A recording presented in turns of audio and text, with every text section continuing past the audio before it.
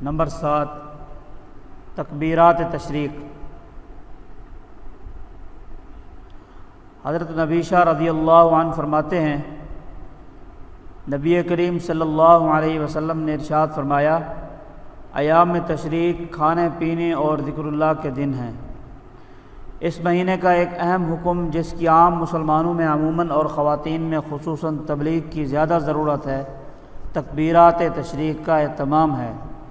9 ذو الحجہ کی فجر کی نماز سے لے کر 13 ذی الحجہ کی عصر کی نماز تک ہر فرض نماز کا سلام پھیرتے ہی ایک مرتبہ بلند آواز سے تکبیر کہنا واجب ہے، البتہ عورتیں آہستہ آواز میں کہیں گی۔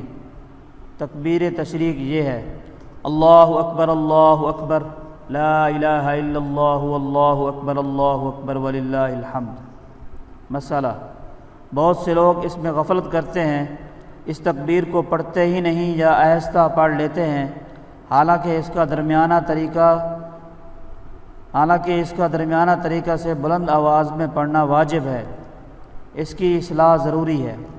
مسئلہ: تکبیر تشریق امام، مقتدی، منفرد یعنی اکیلے نماز پڑھنے والے، عورت، مرد، مسافر، مقیم، شہر والوں اور گاؤں والوں سب پر واجب ہے۔